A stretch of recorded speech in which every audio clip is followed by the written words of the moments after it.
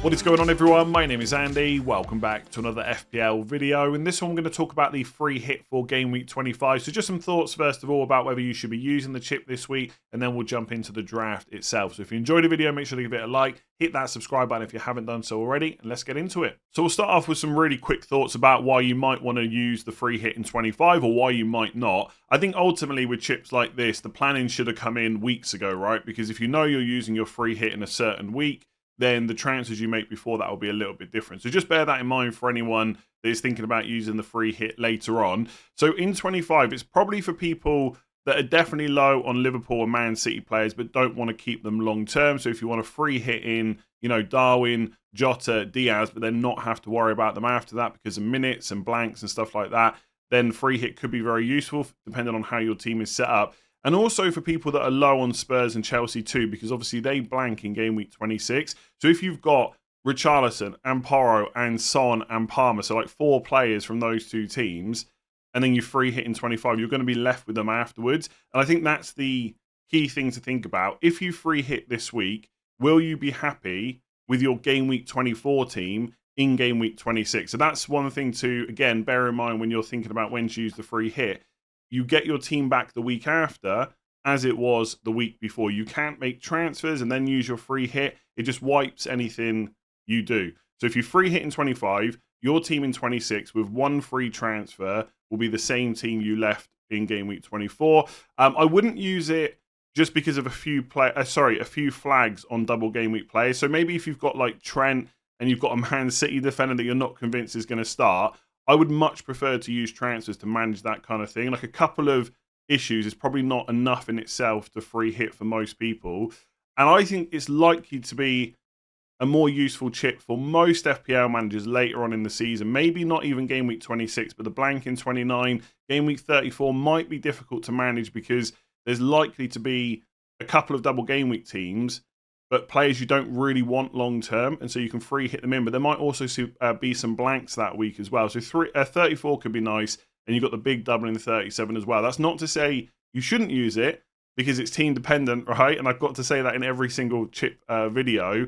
But I think for most FPL managers, if they sent me their team this week, it's probably better to save the free hit a little bit longer. That being said, if you're using it in 25, let's look at the draft. So I've actually mixed it up a little bit with this one. And I'm going to start with the forwards instead of the defenders. And I think when you're on a free hit, you almost want to work backwards. So pick the players that you absolutely know are going to be in that draft no matter what, outside of injuries, of course, and then fill in the rest of the gaps. So if I was free hitting this week, and I suspect this is the case for most people, there's no way you're going to go without Haaland. So there's no point in thinking about which 3 defenders and midfielders you want from Man City, because you've only got 2 spots. So Haaland is in, and for most people, he's going to be captain this week. I've also got Darwin Núñez. I think with Liverpool, because of how good the fixtures are and how many FPL picks there are from that team, you could go without him. You could double up in midfield. You could maybe double up in defence if you wanted to take a bit of a risk there. But I just think with his numbers and the amount of returns he's had this season, Darwin Núñez would definitely be in my team. He's had 15 starts and got 17 attacking returns. Now, I think a couple of them did come off the bench against Newcastle. But overall, given the minutes he's had, I think he's a fantastic option. I just wouldn't want to go without him. I think one thing to keep in mind when you're free hitting this week is just to keep an eye out for more information. Like if Klopp says at the weekend that Trent is fully fit and Salah's fully fit and he's going to start against Brentford, that might change my opinion slightly about which attackers to go from for Liverpool, because we know when Salah's fully fit, he always starts. But based on what he said last week and the fact that Salah wasn't even in the squad, I think there's almost no chance he starts against Brentford. So you're looking at probably a bench at best, and then maybe a start against Luton. But there's nothing to say that he couldn't get 2 appearances off the bench and then start against Chelsea in the Carabao Cup final. So I would want to go at least 2 Liverpool attackers. And if I was picking my favourite 3 players from that team for FPL, Darwin would definitely be one of them. And I think Tony is almost non-negotiable for me. I think when you're free hitting in a double game week, you really do want, obviously, as many double game week players as possible. And the only other team that are doubling in 25 is Luton. And look, I don't think Adebayo is a bad option by any means, but there's not a lack of money to go around where you need to put someone like that in.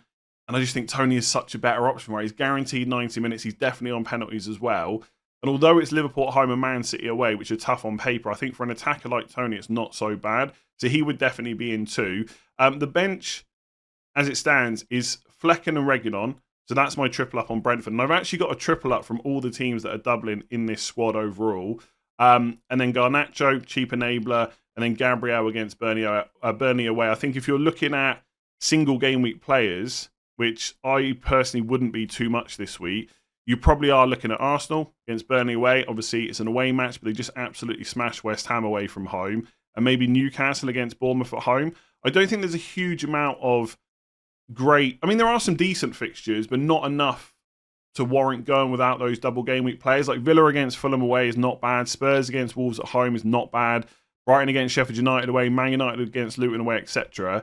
But they're not good enough to put in a bunch of single players for me. So my front line, I think, will be the same for pretty much everyone that free hits. Haaland, Tony, Darwin. Let's look at the midfielders. So the four that I've gone with are Kevin De Bruyne and Phil Foden. So that's the triple up on Man City attack along with Haaland. Then I've got Diogo Jota, so a double up on Liverpool attack. And I've put Ross Barkley in there from Luton as well. If you wanted to go triple Liverpool attack and have Luis Diaz in there, not an issue whatsoever, but I've built this a little bit differently. Now, unless you're willing to go with two outfield players from Brentford, so Tony plus one other, you're going to have to pick a single game week player at some point for the first 11. I've decided to go with a defender, but you could go with a midfielder instead, and I'll talk about that in a second. With Man City, I just think there's a bit more upside with two home games to go for three attackers than there is to put a defender in there. But most of the reason why I've done that is because I just don't know which Man City defender is going to start both games. And I'm going to get asked that question so much this week, and I'm going to have to keep saying, yeah, it could be this player, but I don't know for sure. And that is just the reality. Like last night on the stream, a lot of people were talking about Ake, and I think he's put up like 7 or 8 90-minute games in a row. Does that guarantee that he starts both in the double? Absolutely not. And I just think there is a good chance that City could concede in one or both of those games. Like they will definitely score plenty of goals, but could Chelsea or Brentford nick one? I think it's definitely possible. So I just wouldn't want to have to go through almost the pain and the agony of trying to choose a Man City defender that's going to play twice when I could just go for potential upside in Foden and De Bruyne instead. Now, for sure, those two players might not start both games either, but I just think that is how I would prefer to build the squad this week. And with Foden, he has got really good minutes recently, so there is a chance that he would play both anyway. And with De Bruyne, you've got at least one start, unless he gets injured in the Champions League, and then probably minutes off the bench as well. And I just think if I'm free hitting, I want to go for a player like that, because most of us who don't own him are not going to buy him now, right? Because it would take too much like surgery in the team, too many downgrades to certain players. And long term, I'm just not convinced about his minutes enough. But on a free hit, I would definitely take that risk. So that's why I've gone triple City. With Liverpool, it's simply that I just think Jota is a better option than Diaz. I know that Diaz was the one that scored the most points out of him, Jota and Darwin in game week 24. But if I was picking again, I would definitely go for Jota. It doesn't mean that Diaz is bad. If you wanted to triple up, that's fine. If you don't have as much money as I do and you want to put Diaz in instead of Jota, that's also fine as well. But I just think Jota is kind of, I wouldn't say the main man, but I think he is one of the key goal threats with Salah out. I mean, obviously, all three of them scored in 24, Darwin, Jota and Diaz. But I just think Jota and Darwin are probably the two guys that are more likely to go and get you a goal in Salah's absence. So that's why I've gone for those two. And then with Ross Barkley, I will say I'm not super convinced by this pick. I mean, I do like going all in on double game weeks where possible. But Man United at home and Liverpool away are not amazing fixtures. I mean, Man United at home, I guess, isn't bad because against Villa, they only conceded 1. It should have probably been more. Luton will have a go at home. But when I look at Ross Barkley's numbers, they don't inspire me that much. Like 0.16 expected goals per 90, 0.12 expected assists. I mean, he's nailed the minutes are there. He's got 2 fixtures. But I could see why you wouldn't want to do it. So I think you've got 2 options, right? You go with 2 single game week players, or you look to swap Barkley to someone else and swap a defender to a double game weeker instead, depending on how you want to set it up. Like if I was going for a single game week midfielder this week, I think Saka would be right up there. I think if I'd said that 4 weeks ago, people would think I'm crazy, but now he's got the returns to kind of back up the underlying numbers. It looks pretty good. Burnley's a great fixture.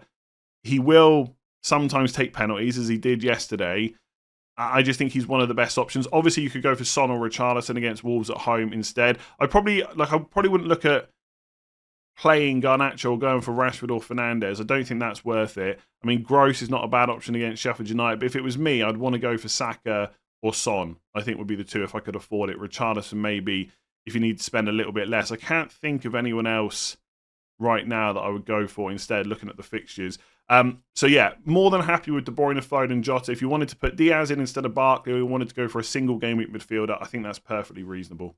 And then with my defensive players, I've got Kaminsky in goal and Doughty in defence. So we're double up on the Luton defence, which I think is a phrase that no one expected to hear at the start of the season. Van Dijk for Liverpool, and then Trippier is my only single game week player in this first 11, and he's got Bournemouth at home. Now you could, if you wanted to, go full double game week in the starting 11 and play your Brentford defender instead. So I've got Reguilon, it could be Pinnock. You could play them instead of Trippier, but I just look at Liverpool at home, Man City away, and I'm just not sure there's much of a chance of a clean sheet in either game. Like, they are two of the best attacking teams in the league. Obviously, you can put Arsenal in with that as well. So then you're relying on the attacking returns. Now, to be fair, you could turn around to me and say, well, hang on, is that not the same with Luton players? Like Man United at home and Liverpool away, what's the chances of a clean sheet? And you're right, but I just think Man United at home is a little bit easier than Liverpool at home. And also Doughty is quite attacking. And with goalkeepers, like, I just wouldn't pick a single game week one because they're not getting any points anyway. So I think you can make a case to go for the Luton defender over the Brentford one. But if you wanted to go full double game week, you absolutely could. With Trippier, I mean, I've not been that impressed with Newcastle's defence recently, but I just think he's got that pedigree for FPL. At home, like, they could go and get a clean sheet against Bournemouth. We know how good he is at getting attacking returns. When he does, the bonus is decent as well. And when you're looking at single game week defenders, I don't think there are really too many that are better than him this week. Like, in terms of attacking defenders, the only other one that would spring to mind anyway would be Trent. But obviously, he's a double game weeker this week. So you're not going to go for a Villa defender away to Fulham. Like, you could go for Gabriel. You don't have to play Trippier, right, if you don't want to. But I think I would just go for the home game. And also, Trippier is just more attacking. I definitely wouldn't go for a Spurs defender because as good as Porro is going forward, that Spurs defence is there to be scored against, right? The defensive numbers are not good this season. Like Man United defender, you're just not going to go there. So I think it has to be Trippier. But again, if you wanted to, you could play an Arsenal defender. You could also play a single game week player in midfield instead of Barkley if you wanted to as well. With Van Dijk, I think he is, at this point, the only Liverpool defender that I would trust to start both games. Is it a guarantee? No. They might rest him against Luton ahead of the Carabao Cup final, but I wouldn't expect that. I don't think it's that likely. And I just think Trent, there's too many issues going on at the moment. Even if Klopp says that he's fit for Brentford, I think for anyone that owns him like me, you'll definitely play him, right? You won't sell him if Klopp says that. But I still wouldn't take the risk on a free hit because what if that knee injury kind of, happens again and he starts feeling it, he has to come off early, then they want to protect him against Luton because of the Carabao Cup final. I just don't think it's worth it on a free hit. Connor Bradley, I think Klopp said last week that he should be back this week. You've got Gomez as well. If he's recovered from illness, then, Robertson can play left back. Tsimikas is fit as well. So Gomez could fill in at right back if he needed to. There's just too many variables in that Liverpool defence. Basically, Robertson, Tsimikas, Gomez can play left back. You've got Trent, Bradley and Gomez that can play right back. You've got Konate, Kwanzaa and Gomez, of course, that could play centre back too. Van Dijk's position is the only one you wouldn't expect this week to be kind of compromised. So he's the only one that I would look at. And like I said, if you wanted to go triple up on the attack instead, you absolutely could do that, right? The way I would probably do it is just do... I've not got the right team. And let me put the team up. Here it is. I would probably just play Gabriel as a single game weeker and just downgrade Van Dijk to someone a lot cheaper and upgrade Barkley to Diaz instead.